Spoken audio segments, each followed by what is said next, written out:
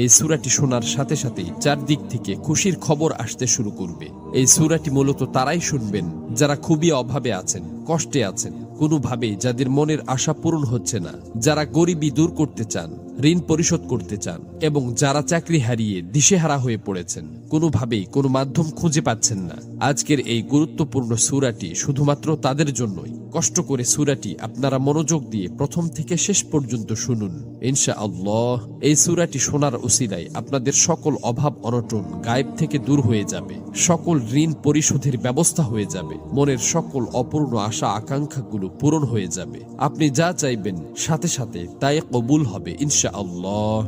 প্রিয় বন্ধুরা, আল্লাহ পাক চাইলে সবকিছুই সম্ভব। এজন্য আল্লাহ তাআলার কোরআন মাজিদের সর্বশ্রেষ্ঠ এই সূরাটি শুনতে শুনতে আপনার মনের সকল নিয়ত, মনোবাসনা ও জীবনের সকল চাওয়াগুলো আল্লাহ তাআলার কাছে মনে মনে দোয়ার মাধ্যমে তুলে ধরবেন। আল্লাহ চান তো মুহূর্তেই আপনার জীবনটা পরিবর্তন হয়ে যাবে। প্রিয় বন্ধুরা, জীবনে তো অনেক প্রচেষ্টাই করেছেন, একবার না হয় কোরআন মাজিদের এই সূরাটির উপর বিশ্বাস রেখে প্রথম থেকে শেষ পর্যন্ত শুনলেন। এই সূরাটি শোনার পর আপনি নিজেই বাধ্য হবেন আমার জন্য দোয়া করতে। এই সূরাটি এখন পর্যন্ত লক্ষ লক্ষ কোটি কোটি মানুষ শুনেছে এবং সকলের ভাগ্য অলৌকিকভাবে পরিবর্তন হয়ে গেছে। আমার কথা বিশ্বাস হচ্ছে না? তাহলে সূরাটি একবার শুনেই দেখুন। এই সূরাটি মূলত কোরআন মাজিদের অন্যতম গুরুত্বপূর্ণ ও পাওয়ারফুল একটি সূরা। সূরাটি এ পর্যন্ত যতজন শুনেছে ততজনের সকল নিয়ত আল্লাহ তাআলা পূরণ করে দিয়েছেন। মনের ইচ্ছা পূরণের জন্য এই সূরাটি সর্বশ্রেষ্ঠ সূরা। আমি শুধু মুখেই বলছি না, সূরাটি শোনার পর আপনারা নিজেরাই প্রমাণ দেখতে পাবেন। এজন্য কোরআন মাজিদের উপর বিশ্বাস রেখে দ্রুত সূরাটি একবার শুনে নিন। ইনশাআল্লাহ সাথে সাথেই রেজাল্ট পাবেন।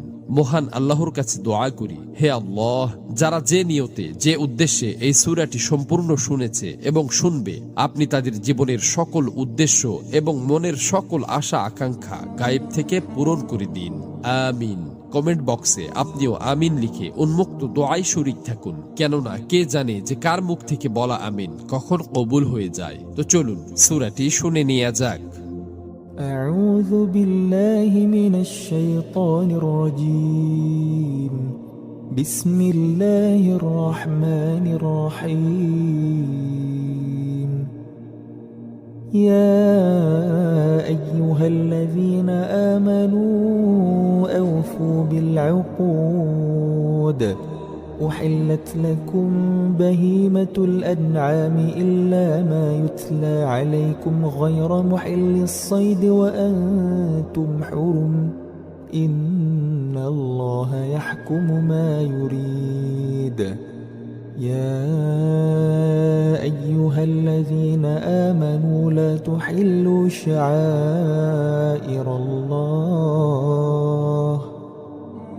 لا تحلوا شعائر الله ولا الشهر الحرام ولا الهدي ولا القلائد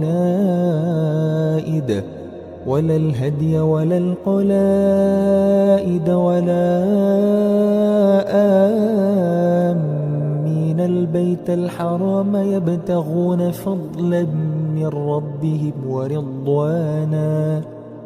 وإذا حللتم فاصطادوا ولا يجرمنكم شنآن قوم أن صدوكم عن المسجد الحرام أن